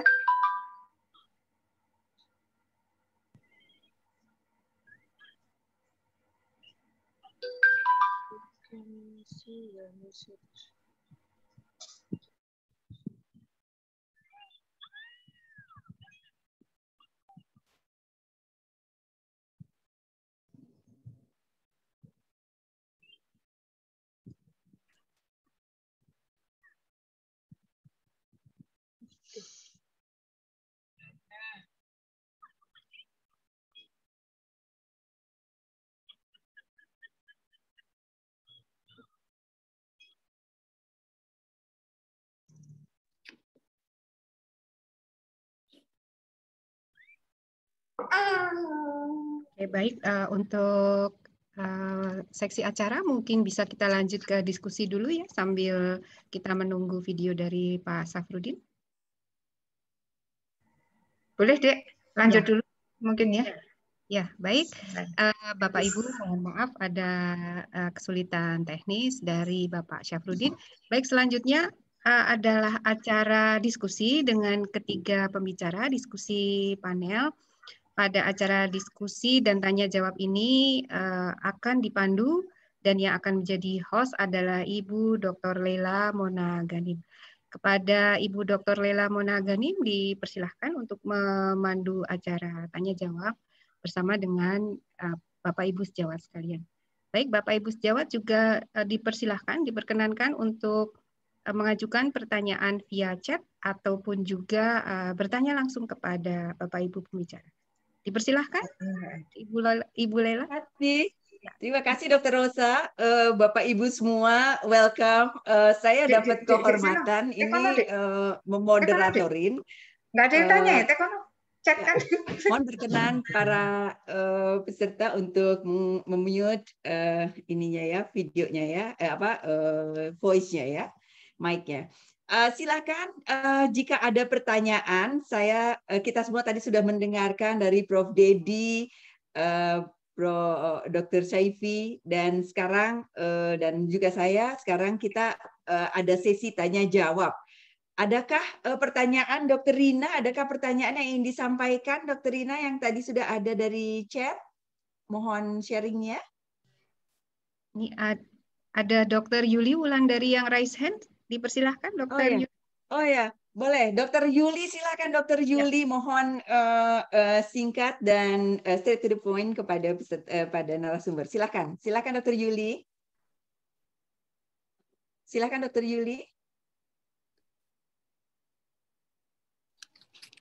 Halo Dr. Yuli, silakan. Ya. Iya, assalamualaikum dokter. Waalaikumsalam, silakan dok. Iya, ini saya Dr. Yuli Wulandari dari PDGI Cabang Bantul ingin menanyakan pada era seperti ini, era modern dan semuanya serba digital, semua serba pakai WA dan lain-lain. Itu kita sering diomongin pasien lewat medsos, Dok. Lewat medsos gitu, dokter. Artinya kadang-kala netizen tuh nggak pernah salah kayak gitu. Jadinya kita sebagai dokter gigi itu kadang seperti saya yang jarang buka medsos, tapi diomongin pasien di belakang kita gitu. Bahkan ada beberapa teman sejawat yang kayaknya kena kasus diomongin di medsos, akhirnya jadi kayak perang medsos seperti itu. Bagaimana menjalin hubungan komunikasi sehingga tidak terjadi seperti itu, dokter? Terima kasih. Wassalamualaikum. Waalaikumsalam. Dr. Yuli, terima kasih. Prof. Dedi ini Prof. Dedi. Pakarnya nih. Silakan Prof. Dedi, monggo. Atau Dr. Saifi juga welcome ya. Silakan Prof. Dedi dulu, silakan. Ya, terima kasih Mbak Mona. Dr. Yuli, terima kasih ya. Sebetulnya kuncinya kembali kepada kita gitu, kepada cara kita berkomunikasi dengan pasien itu sebelum kita diomongkan, ya. Jadi orang ketika mengomongkan kita di media sosial itu kan tidak tiba-tiba, pasti itu kan didahului oleh komunikasi tatap muka dulu gitu, ya. Jadi yang harus diperhatikan adalah komunikasi kita dengan mereka saat kita bertatap muka. Diomongkan nggak ada masalah, tapi masalahnya apakah diomongkan secara baik atau diomongkan secara buruk, itu aja kan, ya. Selama kita sudah berusaha berkomunikasi dengan baik, dengan efektif, sebagaimana atau berdasarkan prinsip-prinsip yang tadi kita bicarakan, saya kira nggak ada masalah gitu, ya, nggak ada masalah. Nah, cuma memang sekarang ini ya kita harus selalu siap dengan risiko ya, kalau ada ya mungkin sebetulnya hoax atau fitnah atau apa ya. Tapi kalau komunikasi kita bagus, kita pun bisa apa namanya ya merespons mereka dengan cara yang ya kurang lebih sama juga, harus lewat media sosial juga gitu, ya, supaya masalahnya diminimalkan. Saya rasa itu aja sih prinsipnya itu ya. Jadi menurut saya dokter juga memang sedikit banyak itu harus juga memantau apa yang terjadi. Mungkin kalau kita sibuk barangkali ya ada orang yang ditugaskan. Ini para politisi kan seperti itu. Kita bukan politisi, tapi kalau kita sama sekali I don't really care gitu ya, resikonya saya rasa ditanggung sendiri. Lewat media sosial itu komunikasi itu memang lebih cepat ya, tapi juga ada efek sampingannya. Karena apa? Karena kita kekurangan komunikasi secara nonverbal. Kita kan nggak tahu intonasi orang seperti apa gitu ya, bahasa tubuhnya seperti apa. Tapi kalau kita berkomunikasi secara tatap muka ya, kita akan tahu gitu bagaimana sebetulnya makna secara keseluruhan dari komunikasi seseorang gitu. Kalau lewat media sosial orang bisa mengatakan sesuatu, mungkin guyon misalnya kan, bisa saja guyon ya. Tapi karena nggak ada nada suara, karena nggak ada ekspresi wajah, ya misalnya lewat WA gitu ya, maksudnya sih guyon, tapi kita bisa tersinggung gitu ya, karena kita hanya memaknai kata-katanya saja. Gitu. Terima kasih. Oke, thank you Prof. Dedi. Dr. Sevi, barangkali ada tambahan. Jadi memang ini cerita pengalaman ya. Begitu. Ya. Jadi memang sekarang ini kita, Dokter Gigi, memang tidak bisa merasa steril dari keterkaitan dengan media sosial. Ya nggak bisa. Prof. Dedi menyampaikan kita harus, kalau kita bisa mengerjakan, kita bikin tim yang ikut memantau. Ya karena berujaran kebencian macam-macam itu bisa muncul di situ. Nah biasanya kalau orang datang ke dokter gigi, kadang-kadang dilihat apakah dia punya IG tidak, lalu dilihat reviewnya seperti apa, dia macam-macam begitu.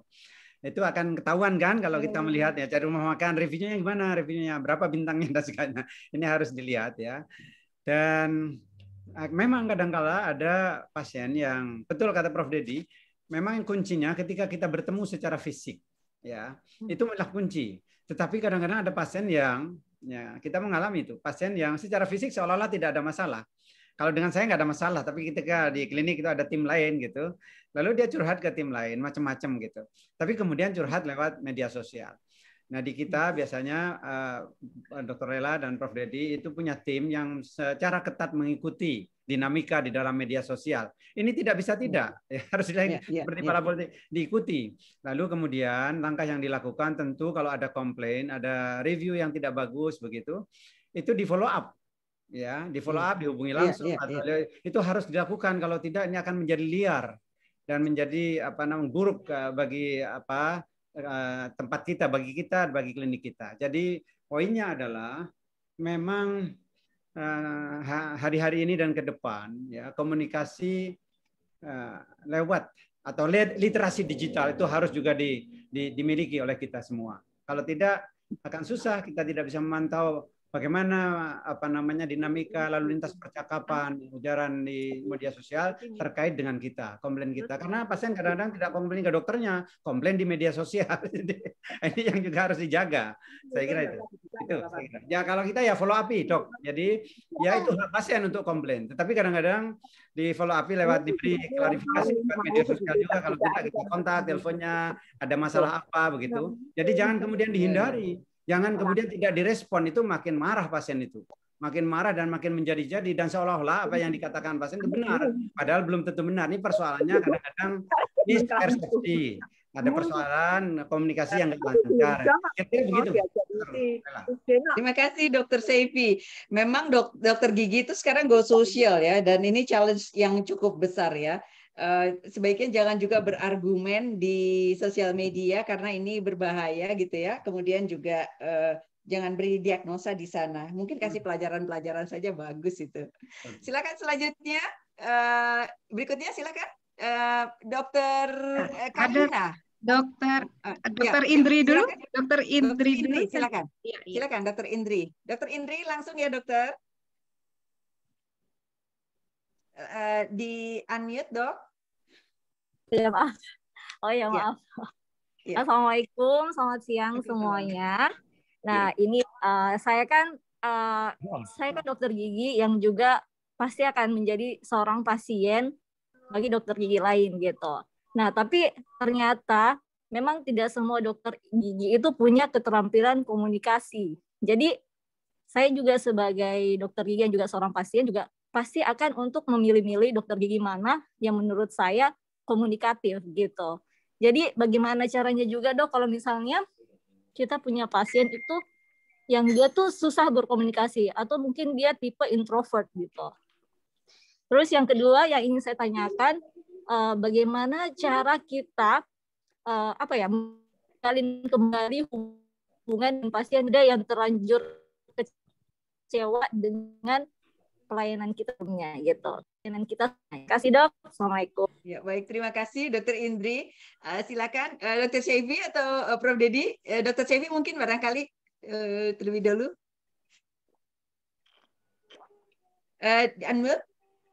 Unmute dok. Oke ya Dokter Gigi, Dokter Gigi ya, Dokter siapa tadi? Dokter siapa tadi? Dokter Indri, Dokter Indri. Dokter Gigi, jadi cerita pengalaman kita sama-sama punya pengalaman seperti dok. Dan ke depan kita menghadapi masalah-masalah yang seperti itu. Maka curhat di ranah yang tepat ini ya dok. Iya, kita tidak bisa menafikan media sosial. Itu adalah karena gini. Jadi saya dengar kemarin ya, kebetulan di radio itu adalah ada survei di beberapa negara di Asia, memang cara berkomunikasi atau bertutur tidak santun ya di beberapa negara yang terbetir di Indonesia nih. Pengguna medsos di Indonesia tertinggi, Dr. Lela. Ya, saya kira yang paling tidak santun di media sosial, dan itu mendapatkan kanalisasi ketika kita menghadapi hubungan yang seolah-olah paternalistik ya. Pasien menjadi sangat sangat menjadi subordinat atau di bawah sangat oleh dokter, dan dokter posisinya tinggi.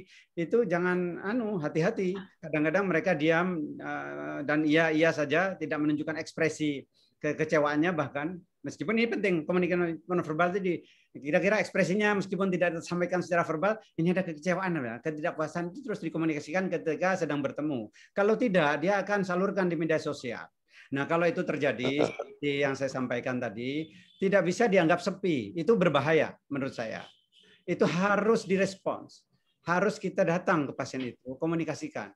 Karena apa? Tidak selalu kita dalam posisi yang salah. Kadang-kadang itu soal persepsi pasien. Kalau mau itu dijelaskan saja. Kalau ada ketidakpuasan, kalau kami silahkan datang. Apa yang tidak puas, apa yang kurang, apa yang dirasakan, datang lagi. Karena pasien datang ke dokter itu mengharapkan persoalannya selesai. Masalahnya selesai. Kalau tidak selesai, berarti ada sesuatu, dan itu tanggung jawab kita. Sebagian juga tanggung jawab pasien. Ya. Saya kira itu dikomunikasikan saja. Ya. Yang kedua, ini hati-hati teman-teman. Ini kadang-kadang pasien itu tidak berpikir untuk sama sekali tidak berpikir mengatakan bahwa ini tindakan dokter ini salah yang sebelumnya. Tadi kan disebut pindah-pindah dokter. Jangan kemudian dokter berikutnya itu memberikan penilaian yang vulgar, yang menyalah-nyalahkan. Ya. Ini sesama dokter gigi ya. Dokter yang sebelumnya ya. Ini yang biasanya terjadi pada pasien, seperti kasus yang sedang datang ke kita itu, Dok. Jadi tadi giginya goyah, kemudian sudah betul dokternya. Ini kalau goyah berarti imobilisasi, difiksasi. Lakukanlah fiksasi, tapi kemudian goyah berikutnya. Tapi karena berulang kali lepas, dokternya mungkin sudah agak capek begitu. Ya memang begitu kalau gigi goyah. Lama-lama lepas lagi, kira-kira gitulah komunikasinya. Ya udah dia lepas kalau begitu. Harus lepas pakai gigi palsu, ya. Lalu datang ke dokter lain, ya, menghadapi kasus yang sama, goyah di sebelahnya, lalu cerita, ini mestinya nggak begitu, ini begini, tidak hanya diimobilisasi, difiksasi, tapi kemudian dilakukan bedah.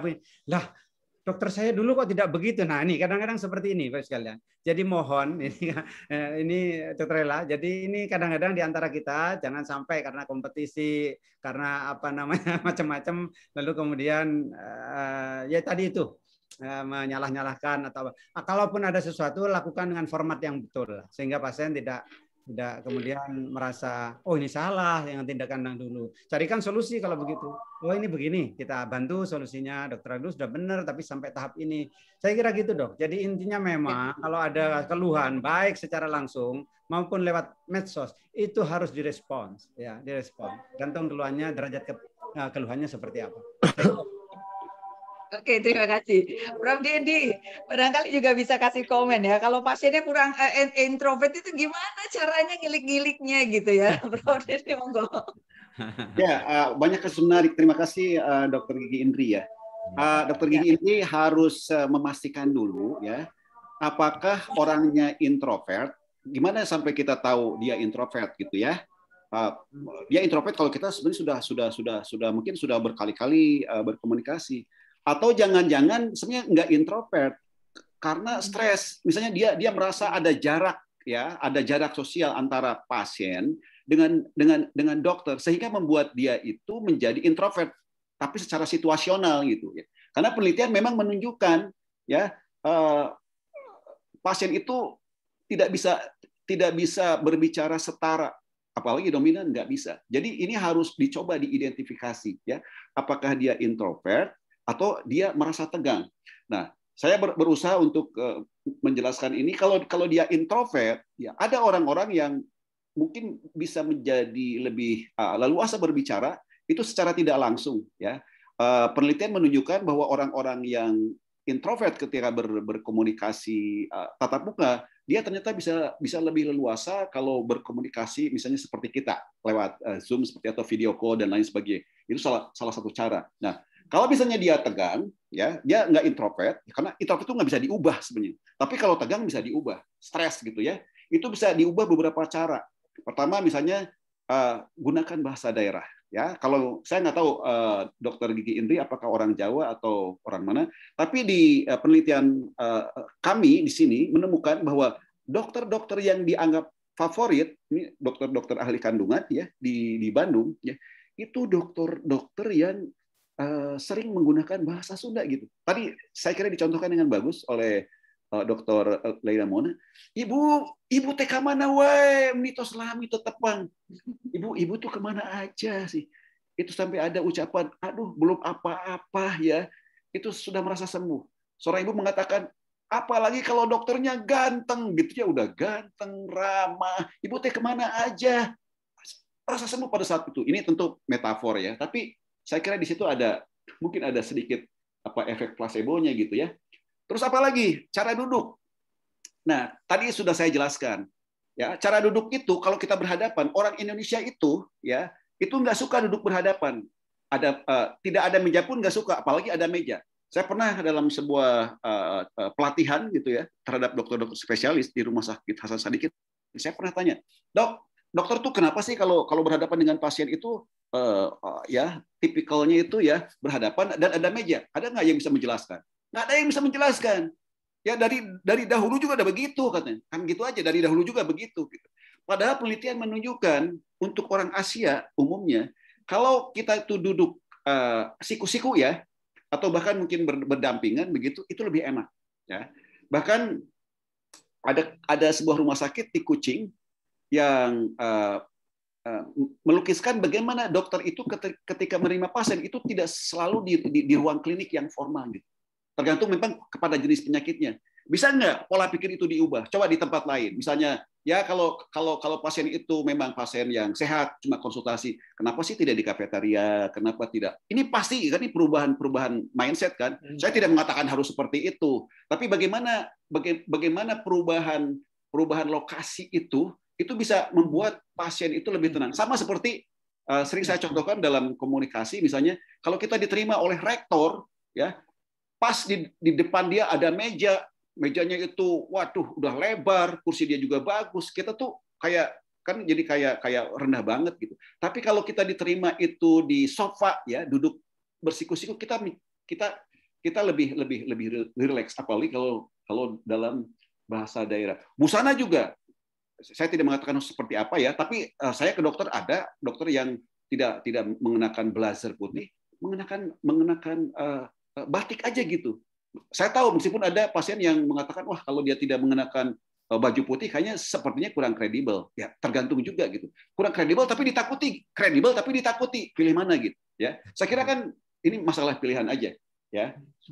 Jadi saya tidak bisa memberikan resep yang to the point hitam putih ya, tapi saya kira banyak yang harus dipelajari. Nah, bagaimana kalau pasien itu kecewa? Memang dalam komunikasi itu ada sebuah prinsip ya. Communication is irreversible. Komunikasi itu bersifat irreversible. Sekali kita memberikan dampak yang negatif, maka dampak itu nggak bisa ditiadakan sama sekali gitu. Ya, nggak bisa sedikit banyak. Kalau kita sudah membuat orang tersinggung itu, ya apakah disengaja atau tidak disengaja, nggak bisa ketersinggungan itu dihilangkan sama sekali. Kembali ke keadaan seperti kita mengatakan yang menyinggung itu. Nah, jadi bagaimana solusinya? Nah, solusinya adalah saya rasa ini harus di-clearkan. Nah, dalam komunikasi itu minta umpan balik, ya, minta feedback. Jadi harus ketemu. Kalau tidak ketemu bisa lebih parah nih, nanti bisa diviralkan lewat media sosial. Akhirnya apa? Yang terjadi adalah bisa fitnah. Padahal kita tidak bermaksud seperti itu. Jadi kalau menurut saya, ya itu harus dikliarkan gimana caranya. Ya, caranya memang bisa ditelepon, bisa bertemu dengan cara yang bagus. Minta penjelasan aja, kenapa sampai kecewa di mana.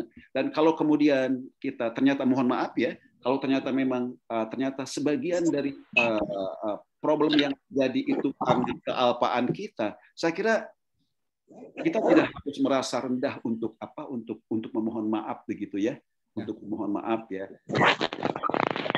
Dan itu akan mengkhawatirkan gitu. Saya rasa itu aja. Terima kasih. Mohon maaf, ada tambahan sedikit ya. Sudah habis. Waktunya udah habis. Ya. Baik. Iya, ini sebetulnya masih banyak yang raise hand. Ada Dr. Siti Karlina, ada Dr. Prasasti, ada 1, 2, 3, 4, 5, 6, 7, ada 7 yang masih akan mengajukan pertanyaan. Baik, mungkin nanti disimpan dulu untuk sesi berikutnya. Ya, kita akan lanjut sebentar. Mohon izin sedikit. Iya, silakan, lagi ya. Silakan Ibu. Iya. Jadi untuk Dokter Indri, ya kan, berarti komunikasi penting. Terus you are always a doctor, meskipun sedang nggak lagi praktek gitu, ya kan. Jadi itu adalah kehormatan dan tantangan. Jadi hati-hati kalau berinteraksi. Ada Prof Dedi sama Dr. Saifi dan Bapak Ibu semua. Ada Prof Arma Sastra Bahar. Beliau di Ketua Konsil Kedokteran Gigi periode 2014-2020, dan beliau ingin menyampaikan terkait dengan pendidikan kedokteran gigi. Prof. Dr. Saifi. Prof. Arma, mohon silakan singkat ya. Terima kasih. Baik, terima kasih Dr. Mona. Bu Mona, terima kasih banyak Prof. Dedi dan Pak Saifi. Maaf, sedikit mau memberikan masukan untuk acara ini. Saya kira komunikasi ini, komunikasi di kalangan dokter gigi ini memang sesuatu yang saya kira memang penting. Ya. Tapi saya ingin menyampaikan sesuatu mengenai pendidikan di kedokteran, pendidikan komunikasi di mahasiswa-mahasiswa di kedokteran maupun di kedokteran gigi. Jadi saya kira pendidikan komunikasi, pelajaran komunikasi itu sudah diberikan, saya kira khususnya di Fakultas Kedokteran Gigi ya, Pak Dekan ya. Tetapi saya ingin menyampaikan di sini bahwa komunikasi dokter gigi itu bukan hanya dokter gigi dengan pasien, tetapi tentu juga dokter gigi dengan keluarga pasien misalnya. Kemudian tadi juga disampaikan bahwa ada komunikasi dokter gigi tentang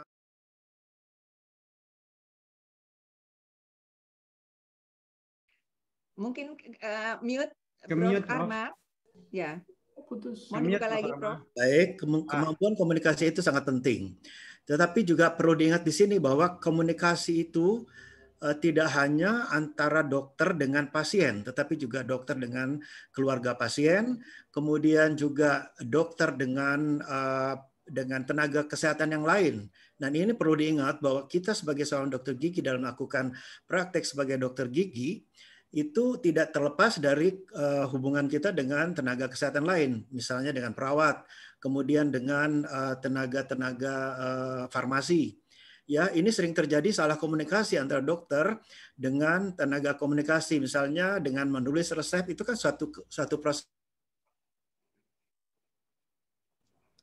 Penulisan resepnya itu yang tidak jelas begitu ya, itu barangkali saya kira ini perlu mungkin Pak Dekan mungkin juga bisa mempertimbangkan ini untuk dibicarakan di AFDOGI, bahwa pendidikan komunikasi ini tidak hanya dilakukan pada satu fakultas saja. Jadi harus, kalau menurut pendapat saya, sebaiknya integrasi antara fakultas-fakultas di bidang ilmu kesehatan, yaitu Fakultas Kedokteran, Fakultas Kedokteran Gigi, Fakultas Keperawatan, Fakultas Farmasi, dan kalau memungkinkan juga dengan Fakultas Psikologi. Saya kira ini sesuatu saran atau pendapat saya untuk dapat dipertimbangkan Pak Dekan, dan sekali lagi bahwa komunikasi ini adalah suatu proses yang pendidikan yang penting bagi mahasiswa Fakultas Kedokteran dan Fakultas Kesehatan lainnya. Terima kasih. Assalamualaikum warahmatullahi wabarakatuh.